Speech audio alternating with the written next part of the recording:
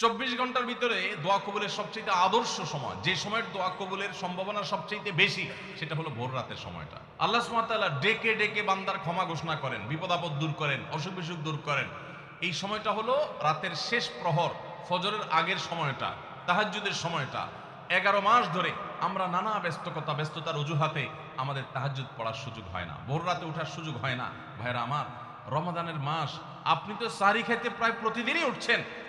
আপনার যেহেতু সাহরি খাওয়ার উদ্দেশ্যে উঠাই লাগে, তো আপনি কেন এই মাসে সাহরির সময় ভোর রাতের এই সময়টাতে, যখন আল্লাহর সাধারণ ক্ষমা ঘোষণা করেন, ওই সময়টাতে আপনি কেন শুধুমাত্র খেয়ে পরে আপনি মসজিদে চলে যাবেন ফজরের জন্য? অবশ্যই আপনি সাহরি খেতে উঠলে 2-5 মিনিট সময় বের করে বিশেষভাবে আল্লাহর কাছে দোয়ায় মনোনিবেশ করবেন। আমাদের একটা বড় ভুল হলো সাহরির এই সময়টাকে দোয়ায় আমরা মনোনিবেশ করি না। সম্ভব হলে 2 রাকাত নামাজ পড়েন, 4 রাকাত নামাজ পড়েন। সেটা যদি না পারেন, তো সাহরির খানার শেষে অথবা আগে আপনি আপনার রুমে গিয়ে লাইট বন্ধ করে নিরিবিলি জায়গায় একটু আল্লাহর কাছে হাত তুলে একটু চোখের পানি ফেলে চান, দোয়া করেন। দোয়ার এই সুযোগটা 11 মাস আপনি পান না, রমজান মাসে সাহরির উসিলায় পেয়েছেন, তো আপনি সেই সুযোগটা কেন হাতছাড়া করবেন? আমি বিনয়ের সাথে বলতে চাই, একজন মানুষের জন্য আমরা এই সুযোগটা হাতছাড়া না করি। আমি পারতপক্ষে কোনোদিন এই সুযোগটা হাতছাড়া করি না ভাইরা। যেদিন কিছুই করতে পারি না, ওইরকম দোয়া করার সময় হয়তো নাই, কোনো কারণে দেরি হয়ে গেছে উঠতে উঠতে, ওই দিন খাইতে খাইতে মনে মনে দোয়া করার চেষ্টা করি, প্লেটটা ধুইতে ধুইতে দোয়া করার চেষ্টা করি। কারণ মুয়াজ্জিন ফজরের আজান যখন দেন, ওয়াক্ত যখন হয়, তার আগ মুহূর্ত পর্যন্ত আল্লাহ তাআলা দুনিয়ার আসমানে এসে তারপরে বান্দাকে ডেকে ডেকে বলেন, আল্লাহ মিন মুবতালান, তোমাদের মধ্যে কেউ কি অসুস্থ আছো, ফাআফিয়াহু, আমি তাকে সুস্থতা দান করব। আল্লাহ মিন মুস্তাগফিরিন ফাগফির লাহ, তোমাদের মধ্যে কেউ কি আছো ক্ষমা প্রার্থনাকারী, আমি তাকে ক্ষমা করে দিব। এভাবে ডেকে ডেকে আল্লাহ তাআলা দিতে থাকেন। টোটাল 24 ঘন্টার মধ্যে যেই সময়টার দোয়া ফেরত দেয়া হয় না, যেই সময়টার দোয়া মিস হওয়ার সম্ভাবনা খুবই কম, আপনার দোয়ার বেসিক শর্তগুলো ঠিক থাকলে এই দোয়া কবুল হওয়ার সম্ভাবনা জোরালো, সেই সময়টা হলো ভোর রাতের সময়টা। রমজান মাসে এই সময়টাতে দোয়ার যে সুযোগ তৈরি হয়, দোয়ার যে বিশাল সুযোগ আপনি পান, এই সুযোগটা হাতছাড়া করে আপনি শুধুমাত্র খেয়ে দিয়ে এই সময়টাকে পার করে দেন, এটা কখনো বুদ্ধিমানের কাজ হতে পারে না। এই জন্য রমজান মাসের ভুলগুলোর মধ্যে থেকে একটা হলো যে সাহরির সময়টাতে, ভোর রাতের সময়টাতে, দোয়া কবুলের গুরুত্বপূর্ণ সময়টাতে আমরা দোয়া তো করিই না। অনেকে ওই সময় আজকাল সাহরি পার্টি বের করেছেন, তামাশা বের করেছেন, অনেকে টেলিভিশনের প্রোগ্রাম দেখেন। কোন চ্যানেলে সাহরির সময়ের কোন প্রোগ্রাম, আমরাও মাঝে মধ্যে এগুলো আগে রেকর্ড করা থাকে। সাহরির সময় আমরা টেলিভিশনে প্রোগ্রাম করতে চাই না, আগে রেকর্ড করা থাকে, সেগুলো চলে। এগুলো হলো তাদের জন্য যারা টেলিভিশনে হারাম জিনিস দেখবে, ওই টাইমটাতে সে যেন হারাম জিনিস না দেখে ভালো কিছু দেখে। আপনাদেরকে আমরা বলবো, কখনো ওই ভোর রাতের ওই সময় ইসলামিক প্রোগ্রামও দেখতে যাবেন না। আপনি ওই সময়টাতে আল্লাহর সাথে কথা বলবেন, ওই টাইমটা ইবাদতের সময়, ওই টাইমটা দোয়া এবং রোনাজারের সময়। আমরা বেশিরভাগ মানুষ এই ভুলটা করি যে রমজানে আল্লাহর কাছে পাওয়ার এই বিশাল সুযোগ আমরা হাতছাড়া করে ফেলি। আমরা এখন থেকে সাহরিতে উঠলে দোয়া করবো তো ইনশাআল্লাহ। আল্লাহ আমাদের সবাইকে তৌফিক দান করুন। অনেকে রোজা রেখে থুতু গিলাটাকে দোষণীয় মনে করেন যে রোজা রেখে বোধহয় থুতু গেলা যায় না, এই জন্য ঘন ঘন থুতু ফেলে দেখবেন অনেকে আছেন। বিশেষ করে নতুন নতুন যখন রোজা রাখে পোলাপান, তখন দেখবেন যে মিনিটে মিনিটে থুতু ফেলে। আছে না নাই? এই ঘন ঘন রোজা রাখে, আপনার থুতু ফেলে কেন? কারণ মনে করতেছে থুতু গিললে তার রোজা ভেঙে যাবে। ভাই, থুতু যদি আপনি না গিলেন, আপনি বাঁচবেন? থুতু না গিললে কেউ বাঁচবে? যতই আপনি থুতু ফেলেন, আপনার থুতু তো কিছু না কিছু ভিতরে যাবেই। যদি না যায়, গলা শুকিয়ে গেলে তো আপনি মরেই যাবেন। এই জন্য এটা একটা ভুল যে আমরা মনে করি থুতু ফেলা লাগে। রোজা রেখে রোজার কারণে এক্সট্রা কোনো থুতু ফেলার দরকার নাই। আপনার মুখে বালু চলে আসছে, একটা মশা ঢুকে গেছে, আপনি রোজা আছে, এটা যেন ভিতরে না যায়, সেজন্য থুতুটা ফেলে দিলেন, এটা ভিন্ন কথা।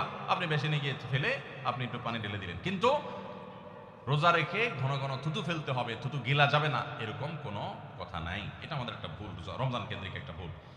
আমরা বেশিরভাগ মানুষ রমজান মাসে ফজরের নামাজ পড়ে এসে ঘুম দেই। আপনার যদি রাতে ঘুম না পুরে আবার দিনে ডিউটি থাকে, ঘুম একটু যদি যাওয়াই লাগে, তো ফজরের পর পর ঘুমাবেন না। আলহামদুলিল্লাহ, আমাদের বাসায় আমরা এটার প্র্যাকটিসটা প্রতি বছর খুব হার্ডলি করার চেষ্টা করি। ফজরের পর পর কোনো ঘুম নেই, ফজরের পর একটু কোরআন তেলাওয়াত করেন। প্রথম চোখ ভেঙে আসবে, কারণ আপনি ভোর রাতে উঠছেন, অভ্যাস নাই। তো যাতে চোখে ঘুম না আসে, সেজন্য নানা বুদ্ধি বাইর করে ঘুম দূর করেন, একটু উঠবস করেন। ওই টাইমে বসে ফজরের পরে আপনি তেলাওয়াত করেন, জিকির আজকার করেন, সকাল সন্ধ্যার দোয়াগুলো পড়েন, একটু দোয়া করেন, রমজানের কিছু আমল করেন। এশাকের নামাজের ওয়াক্ত হয়ে গেছে, 2 রাকাত নামাজ পড়ে এরপর আপনি পারলে দরকার হলে শুয়ে যান, কিন্তু ফজরের পর শুয়ে যাবেন না। এটা একটা ভুল। কারণ নবী করিম সাল্লাল্লাহু আলাইহি সাল্লাম সকালের এই সময়টার জন্য দোয়া করেছেন, আল্লাহুম্মা বারিক লি উম্মতি ফি বুকুরিহা, আল্লাহ আমার উম্মত জন্য সকালের সময়টাতে বরকত দান করুন, আর ওই সময় আপনি ঘুমায় থাকছেন। তো রমজান মাসে আমরা এটা একটা ভুল করি, এটা আমরা করব না যথাসম্ভব। আমরা যারা নিয়মিত আজানের জবাব দেই, আজানের জবাব দেওয়া একটা আমল, আপনারা জানেন তো, মুয়াজ্জিন যা বলে তার সাথে সাথে তা বলা, তার পরপর সেটা বলা। মুয়াজ্জিন যখন আল্লাহু আকবার বলে, তখন আপনিও আস্তে আস্তে করে আল্লাহু আকবার বলবে। মুয়াজ্জিন আবার যখন আল্লাহু আকবার বলবে, আপনিও আল্লাহু আকবার বলবেন। মুয়াজ্জিন যখন আশহাদু আল্লা ইলাহা ইল্লাল্লাহ বলবে, আপনিও আশহাদু আল্লা ইলাহা ইল্লাল্লাহ বলবেন। মুয়াজ্জিন যখন আশহাদু আন্না মুহাম্মাদুর রাসূলুল্লাহ বলবে, আপনি কি বলবেন? আশহাদু আন্না মুহাম্মাদুর রাসূলুল্লাহ বলবেন। অনেকে সাল্লাল্লাহু আলাইহি সাল্লাম পড়ে, সাল্লাল্লাহু আলাইহি সাল্লাম পড়বেন হলো আজানের শেষে, কিন্তু আজান চলাকালীন আশহাদু আন্না মুহাম্মাদুর রাসূলুল্লাহ বলবেন। সহিহ মুসলিমের আজানের জবাব দেওয়ার অধ্যায়ে পরিষ্কারভাবে নবী সাল্লাল্লাহু আলাইহি ওয়াসাল্লাম শিক্ষা দিয়েছেন। ইমাম মুয়াজ্জিন যখন বলবে, ইদা ক্বালা আশহাদু আন্না মুহাম্মাদুর রাসূলুল্লাহ ফাকুলু আশহাদু আন্না মুহাম্মাদুর রাসূলুল্লাহ, তখন আমরা আশহাদু আন্না মুহাম্মাদুর রাসূলুল্লাহ বলবো। এরপর হাইয়া আলাস সালাহ হাইয়া আল ফালাহ যখন বলবে, তখন লা হাওলা ওয়ালা কুওয়াতা ইল্লা বলবো। এরপর আল্লাহু আকবার বললে তাই বলবো, লা ইলাহা ইল্লাল্লাহ বলার সময় তাই বলবো। তারপরে আজানের জবাব দেবো, দুরূদ পড়বো, দোয়া পড়বো। এই যে আজানের জবাব, এটাতে লাভ হয় কি জানেন?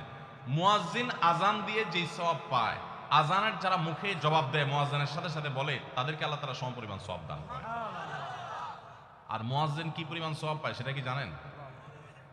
কোন মুয়াজ্জিন যদি আল্লাহকে খুশি করার জন্য আজান দেয়, দুনিয়ার উদ্দেশ্য তার কাছে না থাকে, বরং আল্লাহকে খুশি করাটাই তার উদ্দেশ্য থাকে, তাহলে এই মুয়াজ্জিনের ফজিলত হলো, ওই মুয়াজ্জিনের আজান শুনে যত মানুষ মসজিদে আসবে, ওই ওয়াক্ত নামাজে যত মানুষ শামিল হবে, সবাই যে পরিমাণ সওয়াব পাবে, যার যার অ্যাকাউন্টে যাবে, বোনাস হিসাবে সবার সমপরিমাণ সওয়াব মুয়াজ্জিনকে দেওয়া হবে। আর আপনি মুয়াজ্জিনি না করে শুধু আজানের জবাব দিলেও সেই মর্যাদা বোনাস হিসেবে আল্লাহ তাআলা আপনাকে দান করবেন। এই হাদিসের ফজিলত একবার আরো 10, 12, 13 বছর আগে কোন এক জায়গায় আমি বলেছিলাম, সৌদি আরবে থাকতে।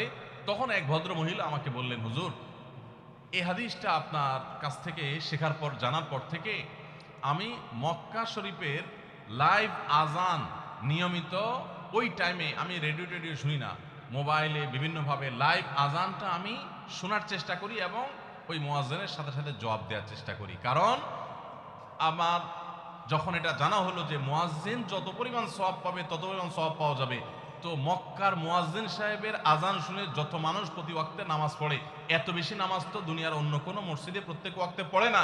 সো আমি লক্ষ লক্ষ মানুষের নামাজ পড়ার সমপরিমাণ সওয়াব, মুয়াজ্জিনের পরিমাণ পেতে চাই, সেজন্য মক্কার লাইভ আজানটা আমি ফলো করি। আমি অবাক হয়ে গেলাম, মানুষ আল্লাহর সন্তুষ্টির জন্য কতভাবে চেষ্টা করে, অথচ আমরা হেলায় হারিয়ে ফেলি। আপনার মহল্লার যে আজানটা সবার আগে আপনার কানে আসে, আপনার মহল্লার আজান, ওটা জবাব আপনি দিবেন, এরপর বাকিগুলো আপনি দিতে পারলে দিবেন, না দিতে পারলে না। এই যে আজানের জবাব, এই আজানের জবাবটা আমরা অনেকে 12 মাসে একটু আধটু দেওয়ার চেষ্টা করলেও, রমজান মাসে মাগরিবের নামাজের আজান, এটার জবাব নিয়মিত আজানের জবাবকারীরাও দেয় খুব কম। এটা রমজানের একটা ভুল।